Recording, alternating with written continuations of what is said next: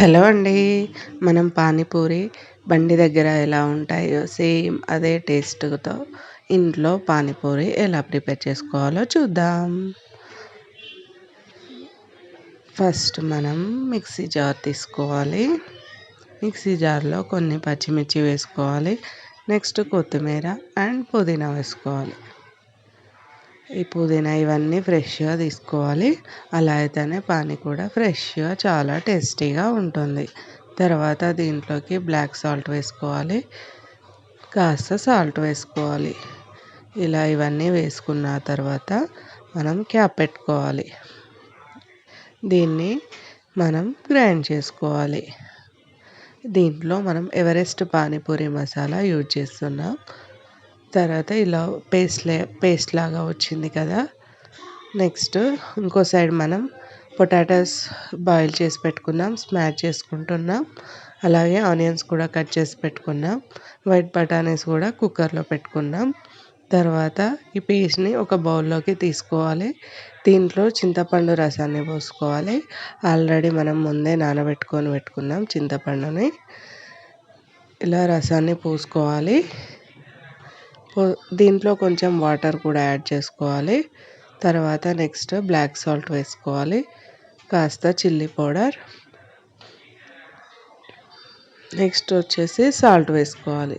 ఇలా వేసుకున్నాక మొత్తం కలుపుకోవాలి. ఇలా కలుపుకుంటే పానీ అనేది రెడీ అయిపోతుంది. మనం కట్లెట్స్ కూడా రెడీ చేసుకోవాలి. ఇందాక మనం స్మాష్ చేసి పెట్టుకున్నాం కదా పొటాటోస్, దాంట్లో ఈ వైట్ బటానీస్ కూడా ఉడికాక దీంట్లో వేసుకోవాలి. ఇలా వేసుకున్న తర్వాత ఇవన్నీ స్మాష్ చేసుకోవాలి. అలా అయితేనే కట్లెట్స్ పర్ఫెక్ట్గా వస్తుంది. దీంట్లో కాస్త చిల్లీ పౌడర్ కూడా వేసుకోవాలి. వేసుకుంటూ ఇలా మొత్తం స్మాష్ చేసుకోవాలి. తర్వాత సాల్ట్ వేసుకోవాలి. అలాగే బ్లాక్ సాల్ట్ కూడా వేసుకోవాలి. బ్లాక్ సాల్ట్ అనేది పానీపూరిలో మనం ఎక్కువగా యూజ్ చేస్తాం, పానీలో యూజ్ చేస్తాం, అలాగే కట్లెట్స్లో కూడా యూజ్ చేస్తున్నాం. ఇది మొత్తం స్మాష్ అయింది కదా. ఇలా అయిపోయాక కడాయి పెట్టుకోవాలి. తర్వాత కొంచెం ఆయిల్ వేసుకొని ఈ కట్లెట్స్ను మనం ఇలా ఫ్రై చేసుకోవాలి. ఇలా కట్లెట్ రెడీ అవుతుండగానే మనం ఇంకో స్టవ్ మీద కడాయి పెట్టుకొని ఆయిల్ పోసుకోవాలి. ఎందుకంటే మనం పూరీలను ఫ్రై చేసుకోవాలి కదా. ఇప్పుడు దీంట్లో ఈ కట్లెట్స్లో కొంచెం కొంచెం పానీ వేసుకుంటూ పానీపూరి పానీ వేసుకుంటూ కలుపుకోవాలి. ఇలా కలుపుకుంటూ ఉంటుంటే ఇలా వచ్చేస్తుంది.